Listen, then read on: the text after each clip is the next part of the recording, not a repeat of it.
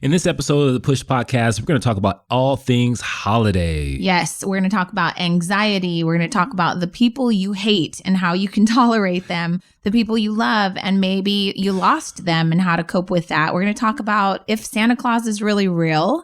We're going to talk about exercising so that way you can eat your face off on Thanksgiving, Christmas lights, and how my sister's hair caught on fire. All of that in this episode. Stay tuned. Stay tuned. Welcome to the Push Podcast. Why push? Because a nudge is just too friendly. And friend, we're here to help you get your shit together. I'm Eddie. And I'm Janelle. And we're the Copelands. We've got 3 daughters, 2 businesses, a mortgage, and lots of responsibilities. So just like you, we're struggling to find that perfect balance of ambitious go-getter hustle while still staying present, loving our kids, and working on our relationship. And doing the laundry, going to the grocery store. Oh, and don't forget being mindful. Yeah, all of the stuff. So if you're juggling all the things, but you're also trying to get to the next level, guess what? You're in the right place. So get ready to be pushed. Hello, everybody. Welcome to the Push Podcast. This is episode number 10. This is our special, holiday version. Would you call it version or episode? Episode. So today is November 26th, Tuesday, and you're listening to this 2 days before Thanksgiving. Dang. So I can't believe that 2019 has flown by so quickly, but I got to tell you, it's my absolute favorite time of the year. So Eddie and I wanted to hop on and do a really fun episode about what the holidays mean to the Copelands. Absolutely. And we had 3 titles because we couldn't decide. So you guys help us. So title number 1, Managing the Chaos Through the Holidays. Dun, dun, dun. I would listen to that because I think it can be overwhelming sometimes, right? Title number 2, Traditions and Tips to Help You Push Through the Holidays. See that little play on words? Yeah. I like that. And number 3, Pushing Through Anxiety During the Holidays so that you can enjoy them. Okay. And we decided on all 3. Yes, this is a trifecta of titles for this particular for the holiday episode. season. So I think it's important to, let's lay the foundation. So I have 5 favorite F words. Actually, I have several F words that I love. And today, though, I've chosen 5 favorite F words that are going to help us kind of land some points on what you're going to learn in this podcast today. So here they are: faith, family, food, fitness, and foundation. Foundation as in tradition. Yeah. So before we kind of kick it off, what do you love about the holidays? I love laughter. I love to get together and laugh. And it was interesting because we were talking about this episode and you said, you just like to bag on people. And I think you're absolutely right. I like to tell jokes. Yeah, Eddie just likes to talk about people. People that are there. I'm not talking behind people's back. No, I'm if my little brother comes over, which he usually does, which I love him to death, but he gives me so much ammunition. You light him up every single year. Marcus, if you're listening, I hope you know that this is all out of love. Your brother loves you so much.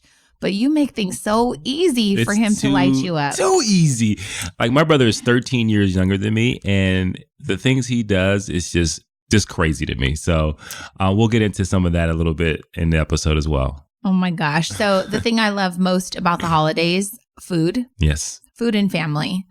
I love that everyone, gets together and it's usually over the most amazing meal of the year. The food is super important to me, and I've got some tips to help you not stress about the food.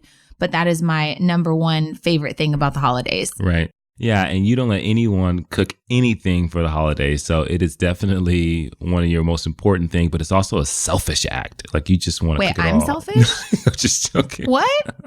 No, you're not selfish. Where's my sister? I need my mother and my sister. Food is so important to back me up, right? For Janelle. And I love it because she's a fantastic cook.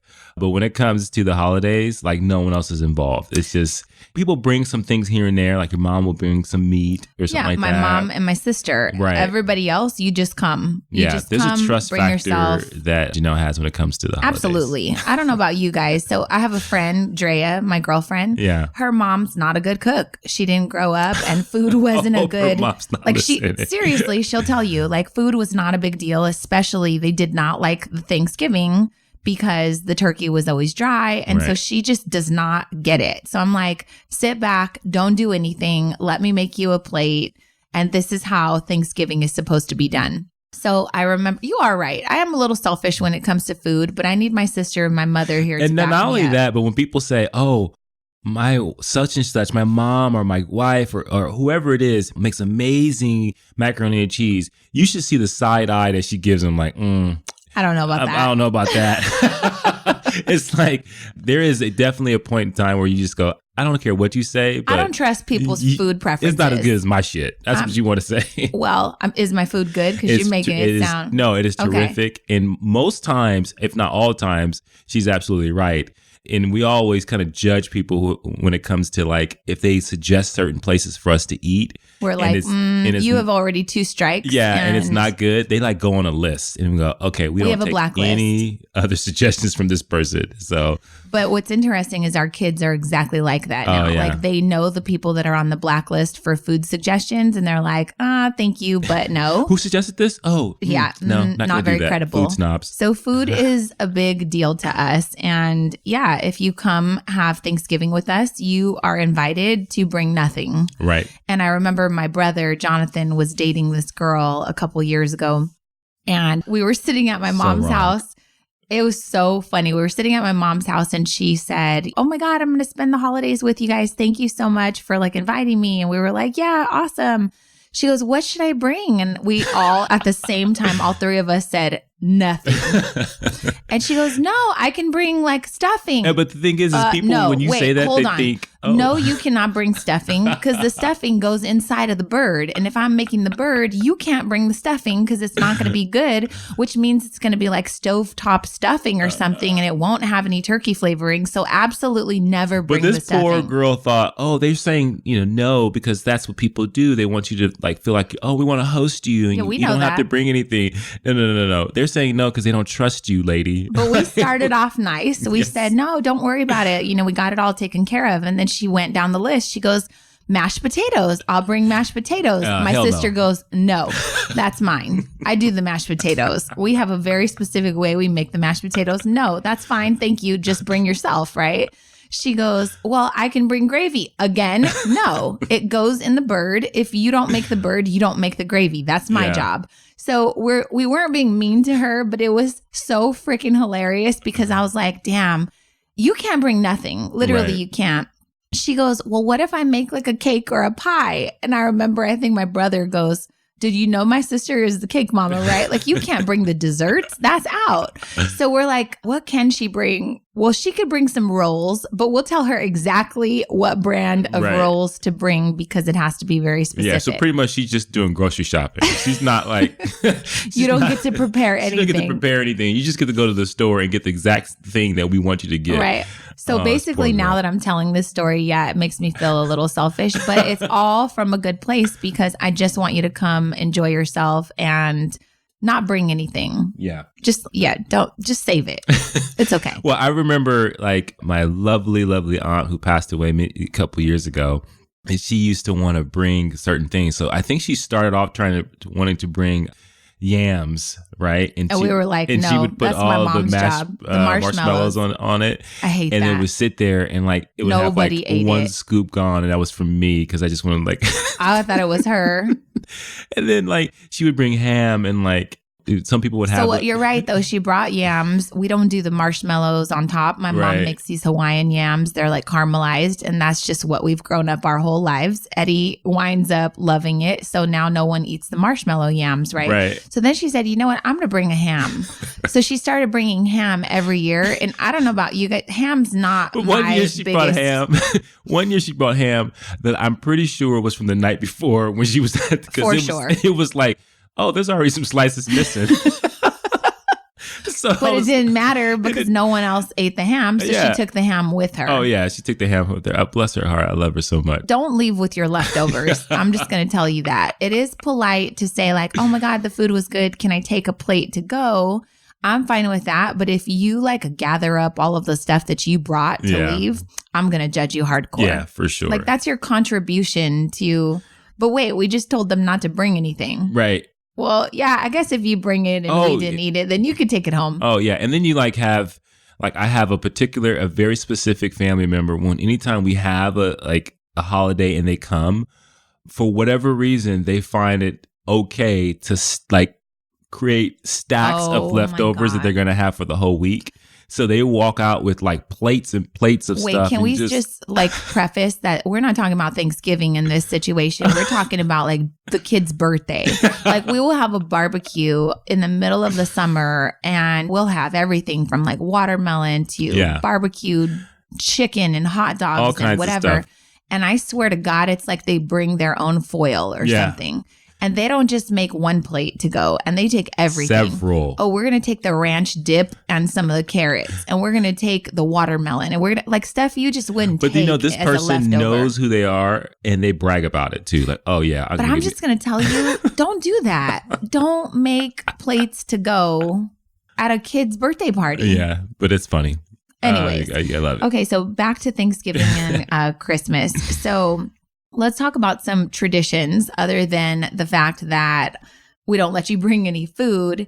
One of the things we do as a Copeland family tradition is the girls have always been responsible for one meal, like one side item, one sort of dish, right? Yeah. So Jordan has got really good at making, what's that fruit place? Salad. No, she does do the fruit salad. Yeah, she does fruit salad. I hate the word ambrosia, by the way. I don't even know what that word is. Well, it means fruit salad. Oh.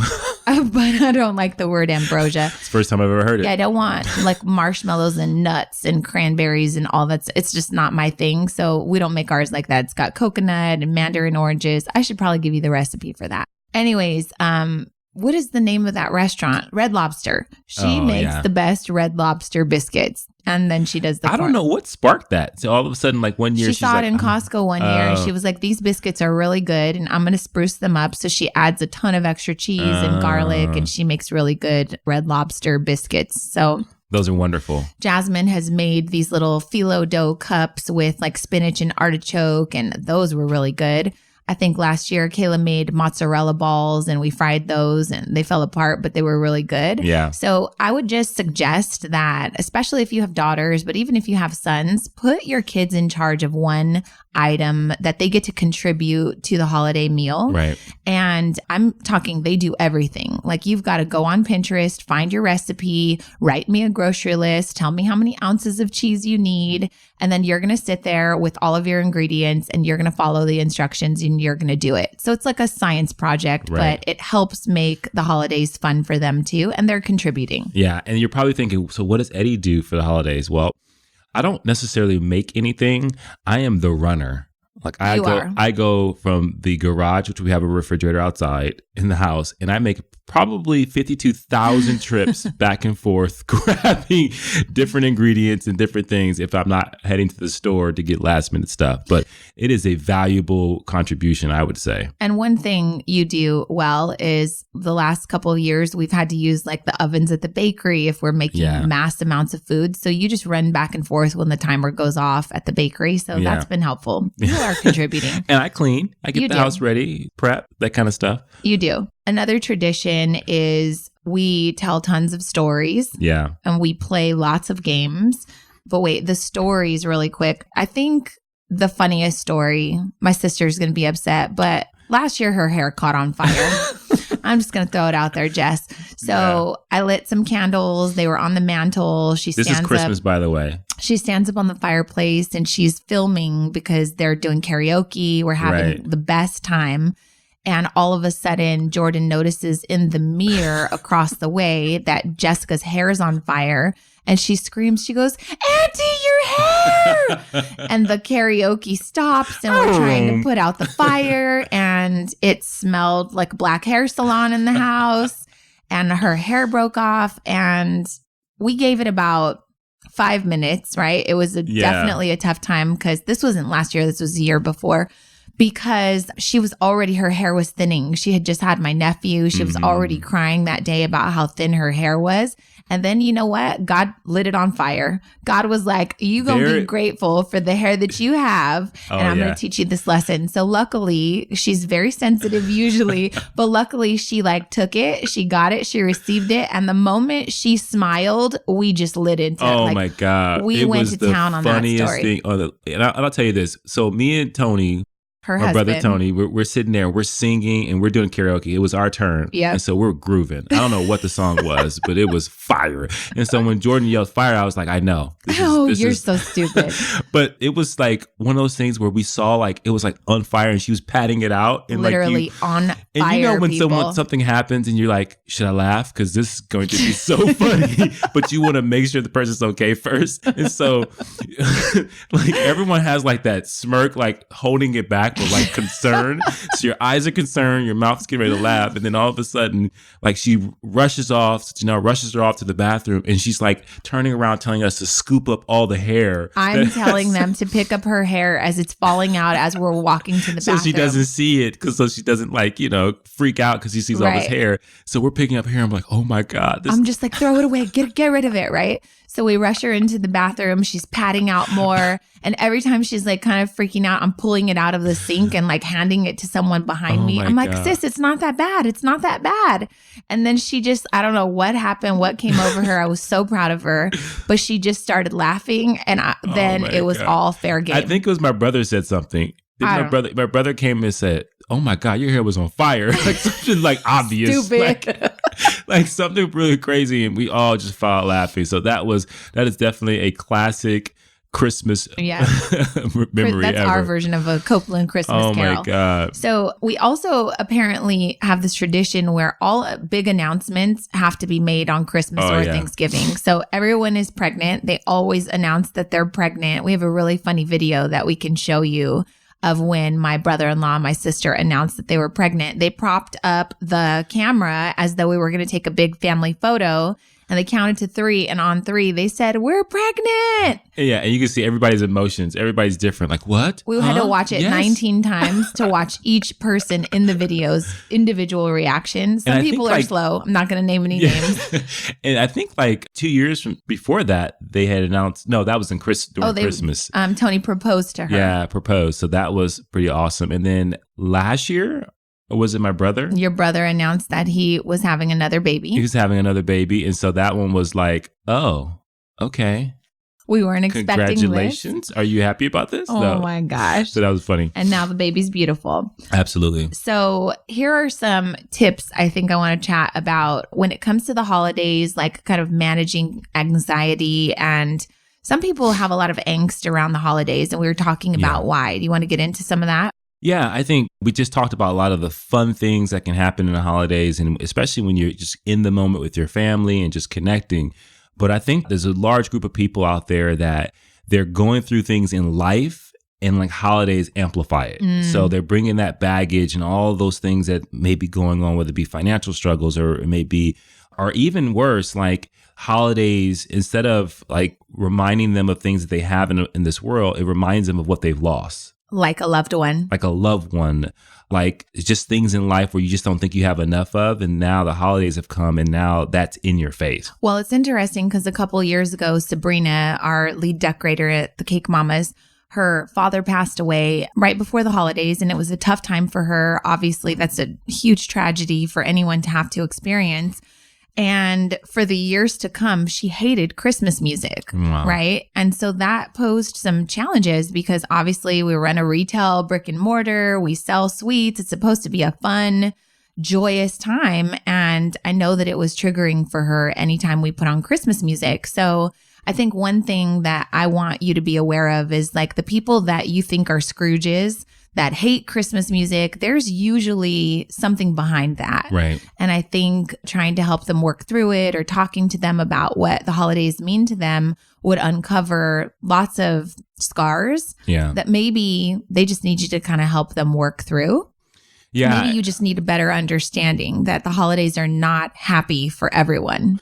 Yeah. And I think if you are that person that really struggles with the holidays because of those things, I totally get you. I mean, we were just joking about my aunt and how she would bring a ham and take it with her. A day-old ham. And bring it with her. Used but my ham. Aunt Shirley was probably the biggest loss that all the losses in my life were big, but we had a really great relationship. Yeah. And so it was devastating to lose her.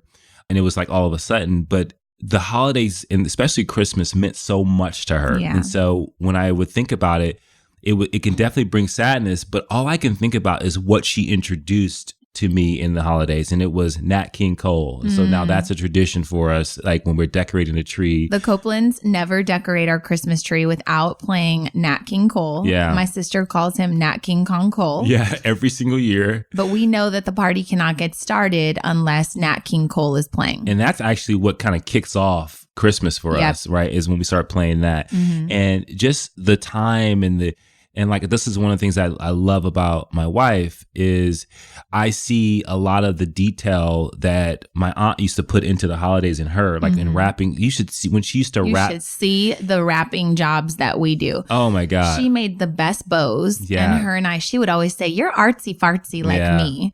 And so we took really great pride when we wrap a present, you're getting a present. I want you to be just as excited about the wrapping as you are about the present. Absolutely. Sometimes it's better, right? Yeah. And so she was the only one, like my kind, on Christmas that we just really had that bond. So, and she would be meticulous. She would take her time with it. It was like she enjoyed that part, which I think it didn't matter what the gift was, right? But Aunt Shirley's wrapping was always going to be on point. And so I say all that to say that I think there's an opportunity for you to just remember what that special person in your life that you lost brought to you. What did they introduce? What new traditions do you have? And then that's something to celebrate. I agree. And I think that when you do that, it helps you reframe the holidays. And I always think about, like, what would they want you to do during the holidays? Would they want you to be sad, or would they want you to celebrate what you still have? Right. And you were mentioning about her, like before she had kids and stuff, she would come spend the night at your house so that way you guys could wake up on Christmas Day together. We do that like with our kids. We do that with my sister and my brother. Like, it's really important for us to wake up on Christmas with each other. Right. So that way we can kick off the day. So you got that from Aunt Shirley. Yeah. And even when she had my cousin Brandon, like, it didn't matter. Every single year, she would uproot her entire house and all the thousands of gifts that she would bring. And she stayed at our house, and it was a tradition. And she did it. And this is interesting because you think about the anxieties. There are people that are in family that don't like certain people in their family, and they stay away from. That brings a lot of anxiety. Yeah, and they stay away from them during the holiday. But I know for a fact that my aunt did not like my stepdad, but it was more important to her for her to be there. I think lots of people didn't like your stepdad. I know, yeah. But I think it was more important for her to be there than to be selfish with that emotion. She was willing to sacrifice the harmony. Yeah, she was willing to sacrifice the harmony to bring joy and harmony to what matters to her most. So I think if you're out there and you have family that you can't stand, like, what's more important? Is it more important to put some of those things aside and still just get together because you know that you're going to create more memories? Right. And be good examples for the younger generations. Absolutely. Like, don't hold on to the hurt feelings, right? Yeah. I think that that's super important. And I do think that there are a lot of people that have members of their family that are crazy or you don't get along with. Maybe you're estranged. The relationship is suffering. So the holidays can bring a lot of anxiety around those sorts of interactions. And I think it's important to, like, be true to what you need during the holidays, but also, like, what's it going to cost you to show up for other people also? Yeah. Like, are we talking 2 hours of being around a certain uncle that you don't necessarily like? Can you be on the other side of the room? Can you be cordial? Like, who is it important to? Right. Because I'll tell you, like, family is the most important thing to me. Well, next to the food. Yeah. But family is the most important thing to me. And I know that one of the things that brings on a ton of struggle, especially for young families, is driving all over the damn planet on Thanksgiving and Christmas, right? And so when we had small kids, the last thing I wanted to do was have them wake up, celebrate, open their presents, and then say, okay, well, go get ready because now we have to leave for the entire day and sit in traffic. So the only solution I could come up with in order to let my kids stay home on Christmas and Thanksgiving and just, like, enjoy the holiday was I had to just open up our house and invite everyone. So I started inviting all of Eddie's family, all of my family, and it just became like, this is the house that we celebrate in, and I'm honored to host. But also, I don't know that it's that important. Like, being in family, in connection with your family, that's the single most important thing to me on the holidays. Right. I don't know if it's that highly ranked for certain members of our family. And I remember a couple of years ago, like my mom wasn't really feeling well. And I think it was on Thanksgiving. And she was just kind of telling me, I don't really know if we're going to make it, the traffic, this and that. I said, listen, so this is my tip to you. Just be really clear about your expectations and what it means to you. And then let people also explain what their expectations are and be respectful, right? So I said, listen, I just have to tell you that this holiday is the single most important day of the year to me.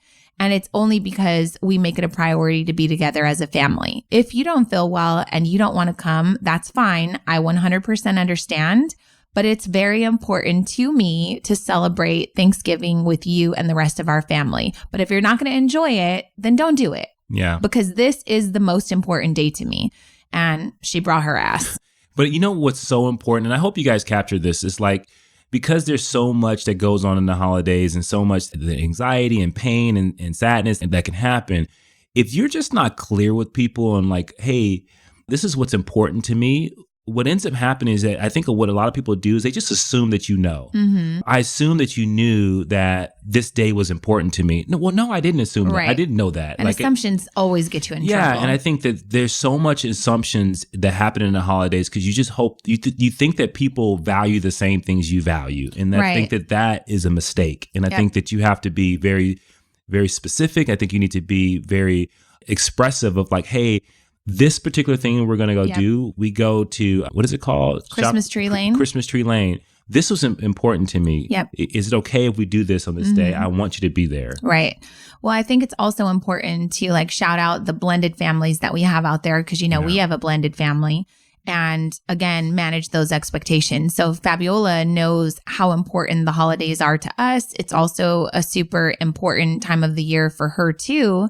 And so getting back to not having to drive all over and like make things convenient for everyone, there's been several times where Fab has spent Thanksgiving with us because for the sake of us all being together, like having the kids, she wants the kids, we want the kids. So how about you just come over? Yeah. So she's brought her boyfriend on several occasions, a couple members of her family.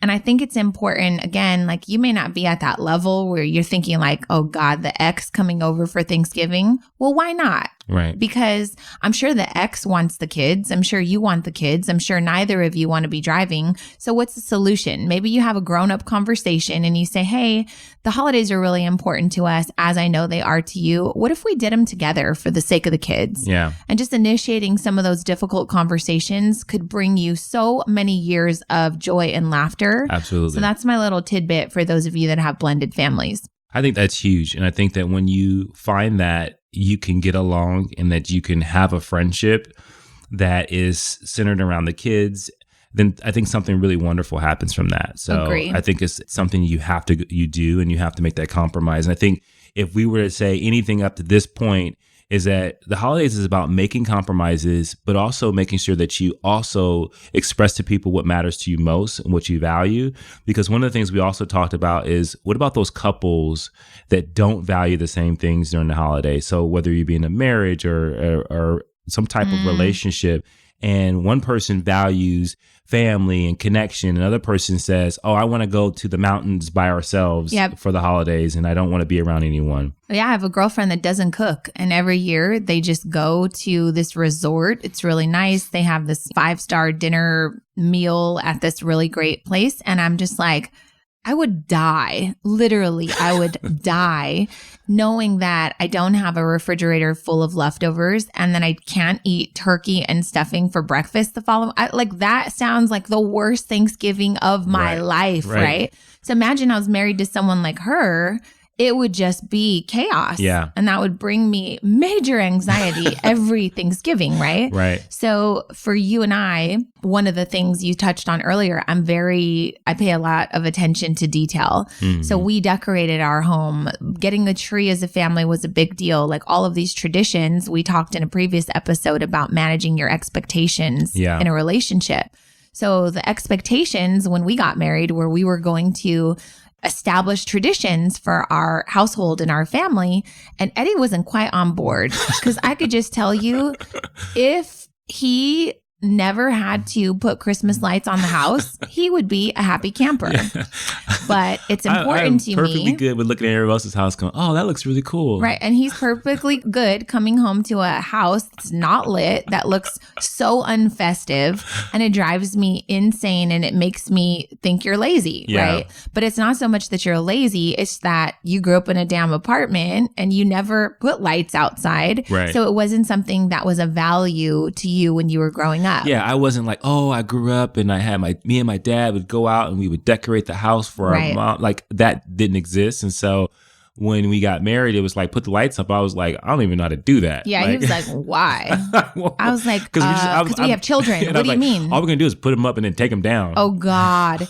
He literally told me that in the beginning. He's like, all we're going to do is put them up to take them down. I'm like, are you fucking kidding me right now? Like, what is wrong with you, you Scrooge? So I got the kids all hyped up. He put the lights up and then he used the wrong hooks. They rusted out there's so many years, but then he put them up but didn't test them. So that was a big learning curve for you as a husband, as a father. I almost killed myself many years. Right. True. Yeah. But doesn't it bring you joy when the kids, especially when they were little, when they would watch what you did and accomplished, you got major accolades, they would cheer for you. Yeah. And then it was cool because there were many years that they helped me. Like we put it all up together. And I think that those are the moments where they feel like, oh, wow, I shared something with my dad. Yeah. I shared something that hopefully they would remember. But it took me a while to like understand that value. I'm pretty sure you didn't put up lights last year. Wait. No, I put lasers and then someone stole my lasers. So I'm still trying to like, You're still trying to find a way to cut the time. You're still being super lazy. If we can hire someone to do it, that would be amazing. But with your lazy ass. No, but I think the big thing is like, I know that that's important to you. So last year I did decorate. But it's not just me. It's the girls. It's the girls. Every time you don't do it, they talk shit about you. They do. They're like, Dad's not going to put up the lights. Oh, wish we had our lights up. So one year I was like, okay, I'm going all out. I'm going to put the lights up and then I'm going to go to Home Depot and I'm going to get these like hologram lights that like shine onto the house and they have these images. And like, I was like all about it. I had it all set up. I had these little like lasers set up on the lawn. And then like I would come home, I would make sure they were plugged in. I would like, oh, this is cool. I like it. And then all of a sudden, like 2 lights were gone. Like someone stole. They stole the laser light show. They stole the laser light show. And I was like, who the fuck would do that? Like I was like looking at, and I was like investigating the kids. I was like, can you ask any of your friends if they walk past our house, if they stole our lights? Like literally, I need you to we would drive down other neighborhoods and you'd be like, that's my light. I know it. That's my light. They took my light. So I don't know what to tell you about that. You shouldn't have been lazy and put something I think the main thing is like front. It was so lazy. Yeah, hey, it was part of the whole. It was lazy. That was part of my design. And someone stole it. Yeah. Well, I will tell you this. So, like, what do we tell couples that don't have the same values when it comes to? You need to talk about it. Yeah. There needs to be some communication around like why this is important. So I think everything that we've got through together as a couple has been through strong communication, right? Yeah. And I just know that when I tell you the importance of why, like, hey, this is important to the girls. This is a time that they get to spend some time with you and do something handy, like put a hammer in their hand, show them how to use the drill. They're going to remember these memories forever. They're going to look for a husband that also takes pride in family and the holidays. Those things, when I can articulate those really well to you, you understand the meaning of it. It's not just the act of putting up the damn lights and then you're all in. Yeah. And I think for me also, I want to, when we have that kind of communication, I'm like, okay, cool. I want to fulfill that. But at the end of the day, I'm like, what does it cost me to do something that I know that, hey, I don't value personally because it just wasn't ingrained in me, but my kids may value, my wife values. And so for those couples that are out there, like I would say, like put aside how you feel. And this is the holiday. Do something that you know is going to bring so much joy to someone else that they are going to value and they are going to appreciate. And it doesn't cost you much to do that. And I think that gets reciprocated over time in a relationship. And I think when you do that, you're showing someone that you can put aside how you feel and you can really express to them how much you care and you love for them. Because I know that there's couples out there that like, like this, my husband doesn't care and they want to do something different and they don't want to come together and there's no compromise and people get stubborn and they want to just do things their way during the holidays. And I think that makes life miserable. Right. One of the cool things we do before we eat, obviously we pray, but we stand in a circle around this beautiful meal. We hold hands and we go around the table and everyone says one thing that they're extremely grateful for. And I think that's probably the most important thing because we can very easily slip into lack. People bring problems, they bring financial issues. Let's be real, the holidays are a huge financial burden on a lot of people. And so I think staying grounded in the fact that the holidays should be about family and togetherness and just being together as one, coming together from near and far and just creating memories with each other, right? So I think gratitude can turn not enough into enough. And can I just say, we just went through this whole conversation and we didn't talk about stuff, right? We didn't talk about like the things you get on Christmas. And I think that was one of the things that we talked about for the girls is like, we didn't want them to think of Christmas as a time where they get stuff. And although they've had some wonderful Christmases where they received some amazing gifts, you should see like, they don't even care how much is under the tree now. And I think that to me is definitely a macro win that they have learned the meaning of the holidays, but also they have started to really embrace what it feels like to give. And so the last few years, as they've had kind of their own money, to watch them give to each other especially. So great. It makes me cry every time. Like, can we talk about amazing. Santa Claus for a second? Because when we got married, there may be some kids listening, so don't ruin When anything. we got married, though, it was important. Like my mom, she worked hard. I know you're ready to go. My mom worked hard and she wanted you to know that she put those damn gifts under the tree, not Santa. So I know some parents out there, the whole entire Christmas experience is brought to you by Santa Claus. And I'm just going to tell you, don't do that. I feel like it robs your children of a very important lesson. And that is, it's not about how many things or how big it is. It's about your family made a sacrifice to put presents under the tree for you. It was their hard-earned money. It was stuff that they wanted to gift you. And then I feel like if they're all from Santa, who the hell do you think? Who do you say thank you to, right? And that's important. So like our kids are trained from the time they were born. Anytime someone gets you a gift and you unwrap it and you celebrate it, you get your ass up, you walk over, you hug them, you tell the person how appreciative you are, and then you reset and maybe there might be another gift under the tree for you. Right. But I'm really curious to hear like how you manage Santa Claus conversations in your house, because I'm just going to, I am 1000% against Santa taking credit for everything that I worked hard to put under the tree. So early on, that's exactly what we did. So Santa got some love. One gift. He got like one gift. And it was not usually the biggest gift. No, it was. It was like socks or something. Sometimes it was a community gift. Yeah. Like one year they got a huge trampoline in the backyard. Everybody gets that. It's from Santa to the Copeland. Yeah. And then everything else was mom and dad. Right? Because they'll ask you like, how come Santa didn't bring this kid anything? Well, shit, what are you going to do about that lie? Yeah. Like that puts you in a bad situation. And then I just want to tell you, we're living in a time where Siri can literally tell your children anything. So Jordan was maybe 5 and she said, Mom, is Santa Claus real? And I said, tell me what you know about Santa Claus. Like, what do you think? And she said, well, I asked Siri and she told me that Santa Claus is Christmas magic and you have to believe it in your heart. I said, do you believe it in your heart? This girl asked Siri if Santa was real. And so I said, let me go to the restroom. I'll be right back and then we'll finish this conversation.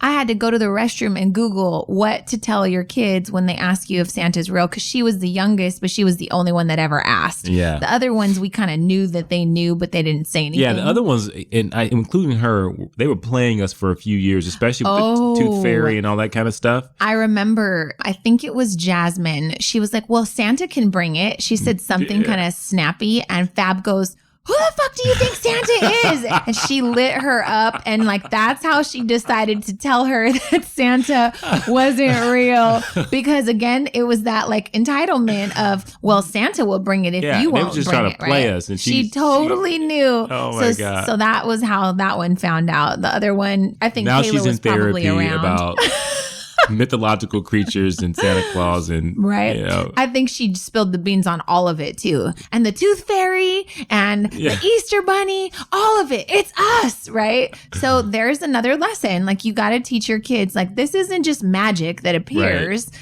I think it's the act of Christmas magic. Yeah. It's the idea of it that you want them to understand. So that conversation with Jordan, she said, so I said, what do you think? She said, well, if you want me to be honest, I don't think a fat man comes down the chimney and puts wrapped Christmas presents under the tree, because usually the Christmas presents that say they're from Santa, they're wrapped just like yours.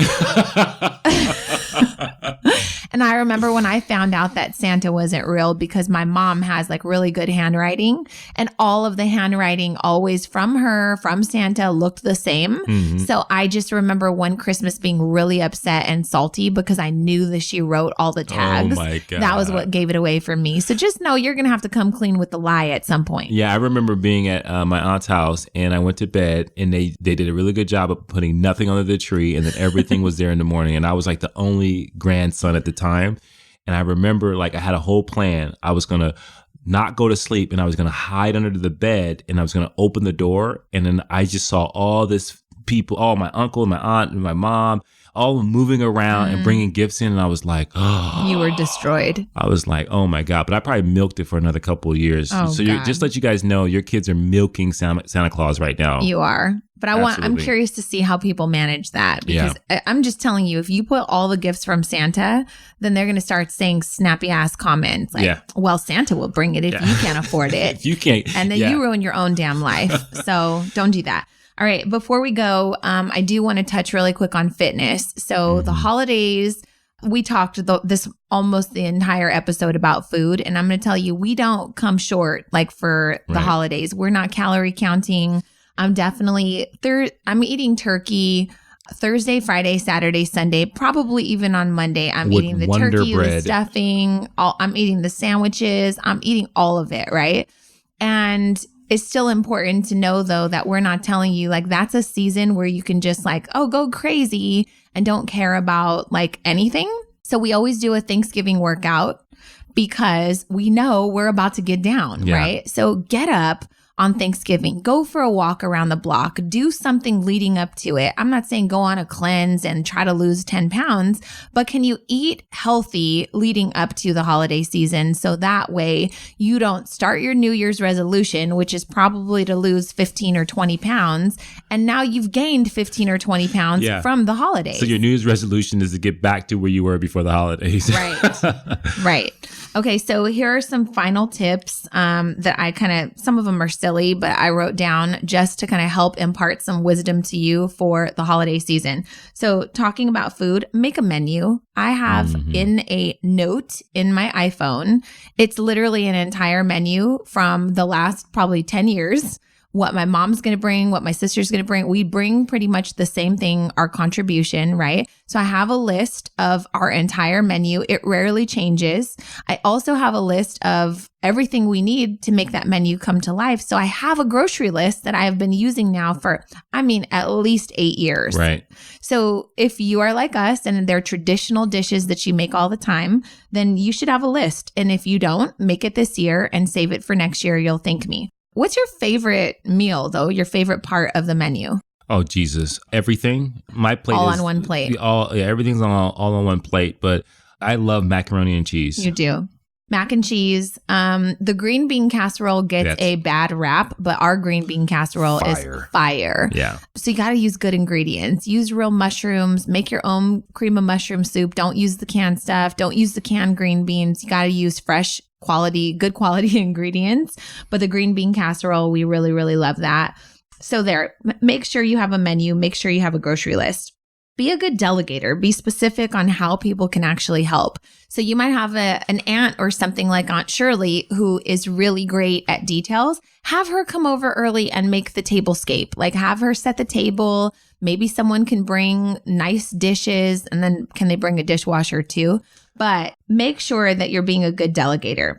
Another tip, cook for an army because leftovers are important. Yes, they are. And then if you have extra to spare, well, not even if, I would say we always have extra to spare. Make a couple of plates, drive around, see who you can serve, be of service in the holidays. So if you have extra turkey, you have extra something, or maybe make extra food so that way you can make a couple of extra plates and just drive around and go make somebody's holidays. Yeah, I think great. That's important. Let's see. I have a few more. Oh, know what your entertainment's going to be. So like, if you get together 19, 20 people and you're trying to decide on a movie, just pick a movie. Oh yeah. You got to have a movie pre-selected. Pre-select them. Pre-select the movies, bring out some games. We love Seen It. We've played Gestures. What's that mouthpiece game? That looks really ridiculous. We've played Cards Against Humanity. Now that the kids are older, that's definitely not appropriate for smaller ones. Here's another tip I have for you. You cannot make a gosh darn frozen turkey on Thanksgiving Day. My mother has worked in the meat department for over 40 years, my entire life. It's the number one question that people call into the meat department in the grocery store every single year. I have this turkey. How do I cook it? It's frozen. How long do I put it in the oven? You can't bake a goddamn frozen turkey. So don't wait until the day before Thanksgiving to defrost your turkey. You've got to do that in the refrigerator slowly a couple days leading up to it. The other thing is you want to defrost it ahead of time so you can brine it. Yeah. You need to brine your turkey. Get yourself a large, huge ice chest or a bucket. You're going to need some ice. You're going to need some sugar. You're going to need some seasoning. Costco has a good brining kit. Lots of the grocery stores do. Trader Joe's do. Brine your turkey. It will change your life. I swear to you. And then you were saying something about how people like to eat turkey, the ways that they cook it. So we typically bake the turkey in the oven, but there are people that smoke the turkey or fry the turkey. So I'm very curious one year we need to try that out of smoking a turkey. I know my cousin does that quite often and he loves it. Yep. And then last thing, have some backup gifts. Just get you some little Starbucks gift cards, some movie tickets. Because I swear to God, I think it's your brother. Every year he's like, hey, sis, can I bring such and such? Pick up the strays all you want. But then I feel terrible when everyone else is opening a gift and this one poor person has no gift on Christmas.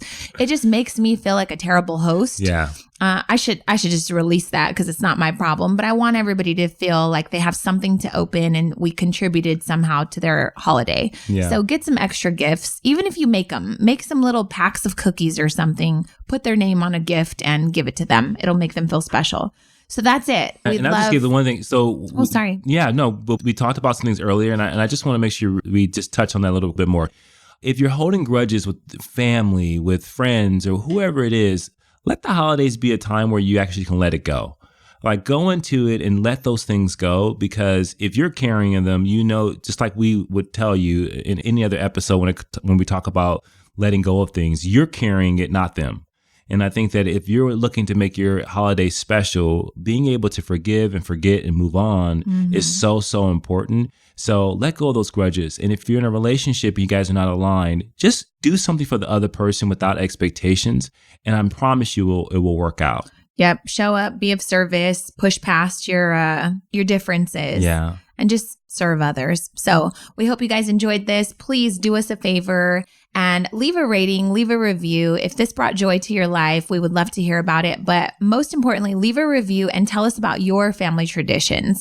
Tell us what you do with your kids and the Santa Claus gifts. I really am curious to hear about that. Tell us who you kind of don't want to hang around with during the holidays and why the holidays might give you some anxiety. And we'll be sure to share those on social, or let us know if you don't want us to share those. Either way, we wish you guys nothing but the best during this holiday season. And we hope that you can exercise tons of gratitude. We're thankful for you listening, and we're happy to be a part of your lives in some special way. Have a great Thanksgiving, you guys. And push through. Thank you for listening to the Push Podcast. hey, we want to hear from you. So if you have a question or there's a particular topic that you want us to tackle and you want us to help you push through, you got to do something for us. You got to go to Apple Podcasts and you got to leave a rating and a review. And in that review, go ahead and leave that question with your Instagram handle so that we can shout you out when we actually answer the question. And we'll talk about that on the podcast and make sure that, hey, this particular podcast is made for you. So leave a rating, leave a review, leave your handle, and until next time, push through.